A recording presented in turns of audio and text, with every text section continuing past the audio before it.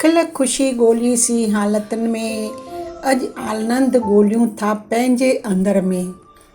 जिते कुझु करिणो नाहे, सिर्फ़ु थियणो आहे। छाकाणि त सचो आनंद न मिले थो न वठिजे थो, इहो त अंदर मां ई असांखे अनुभव थींदो। ओम शांति शांति शांति। अॻे क़िस्त में असां सुख खे सम्झियो, ॾियण सां ख़ुशी वधे थी। अॼु हिकु क़दम अॻिते आनंद छा आहे? सुख ऐं आनंद में फ़र्क़ु। सुख अचे थो वञे थो, आनंद रहे थो हमेशह। सुख हालातुनि ते धारो मदार, आनंद मन जी हालत। नदी ऐं समुंड।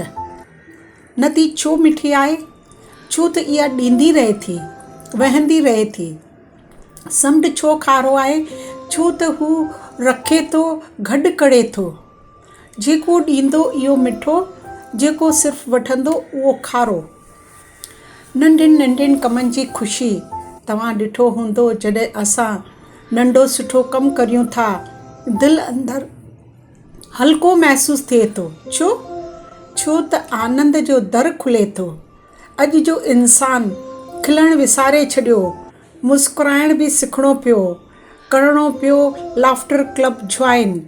जेको कुदरती हो, इहो बि मनसूबो थी वियो। गुरु ऐं शागिर्द। हिकु शागिर्द गुरूअ वटि वियो, मूंखे आनंद जो राज़ ॿुधायो।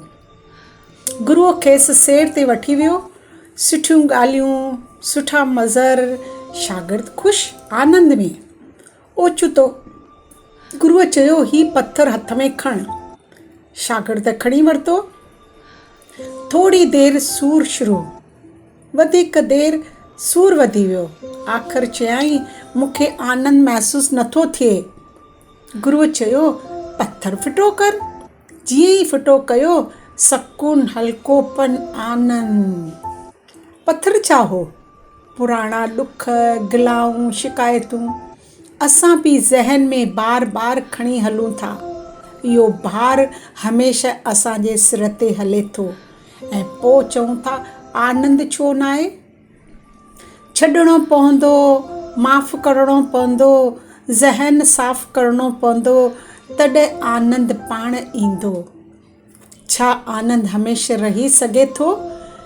छा को हमेशह आनंद में रही सघे थो? ईंदड़ हिसे में उन जो राज़ परमनेंट ब्लिस जो सम्झंदासीं। ओम शांति शांति शांति।